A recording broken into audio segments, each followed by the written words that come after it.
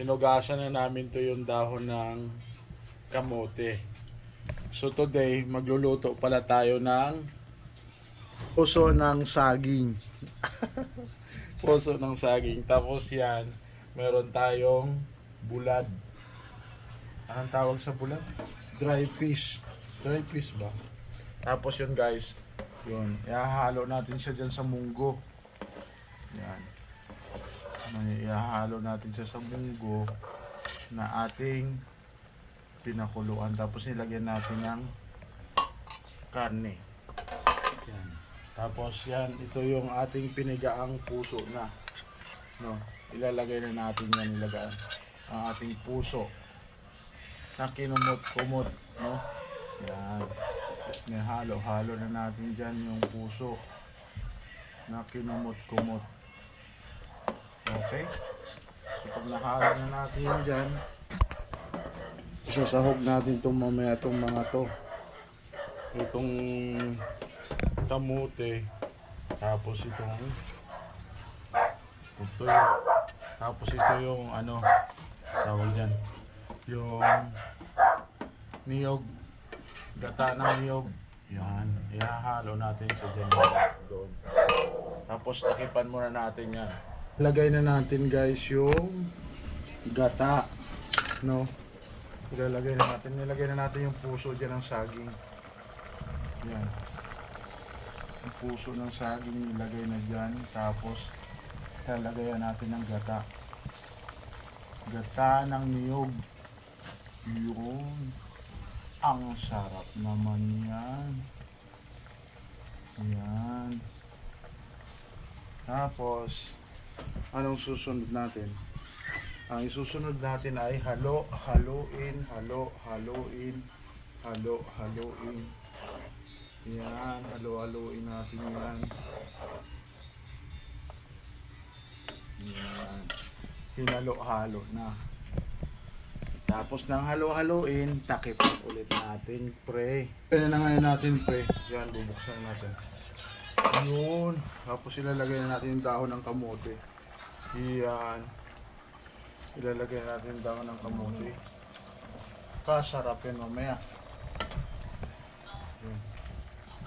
Dahon ng kamote. Ang sarap ng ulam natin. Yan.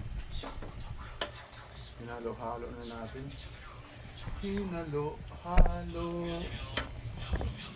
Yan. Ipapatong siya natin doon. Yun. Ipapatong natin siya. Yan. Ihahalo natin siya. Yan. Tama ba yun? Hindi. Halo mo yan. Oo. Prito ko na lang. Oo, prito na lang yan. Prito na lang namin to. Tapos yan. Sinaluan na namin yan ng takipan na natin. Kain tayo mga pre.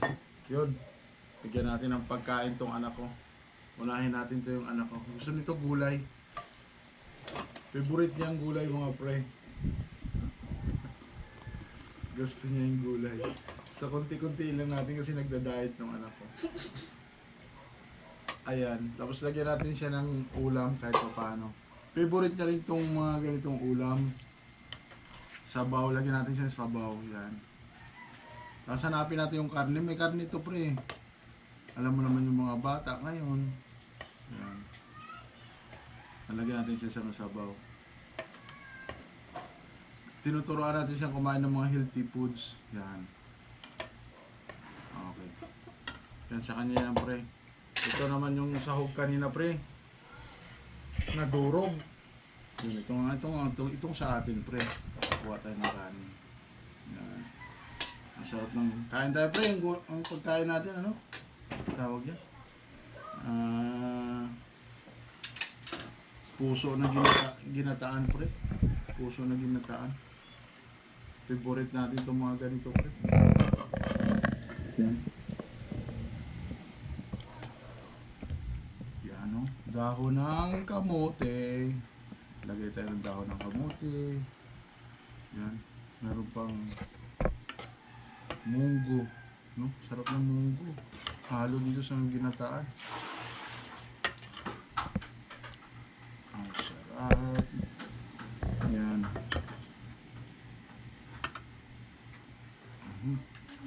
Tapos ito yung daing pre, yung tuyo. Ito. Yun oh. Sarap. Sarap yan pre. Kuha tayo dyan, pampalasa. Sarap nito. Favorite. Lutong bahay lang. Pero napakasarap.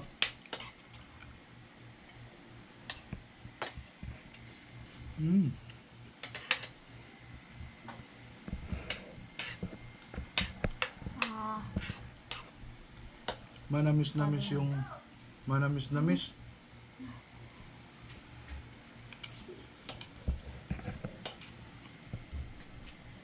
Manamis-namis ang ating gulay. Uy, kailangan pala ng tubig ng anak ko. Sinsya na pre. Una, kunti lang muna para maano kasi nabulunan. Sanay sa gulay kumain.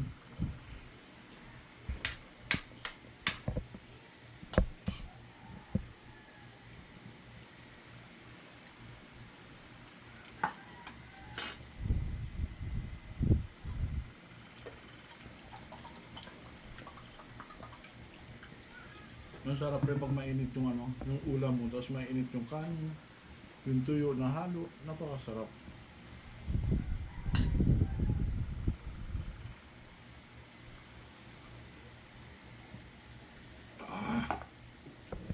So happy. Thank you Lord.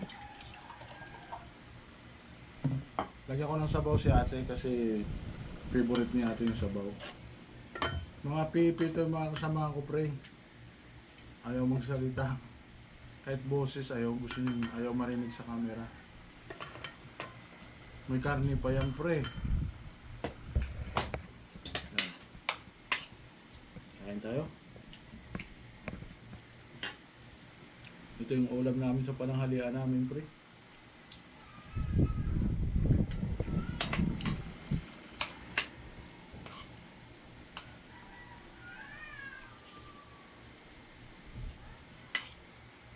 Salamat sa panonood. Dito ko na natapusin video kong pre. Bye bye. baboy.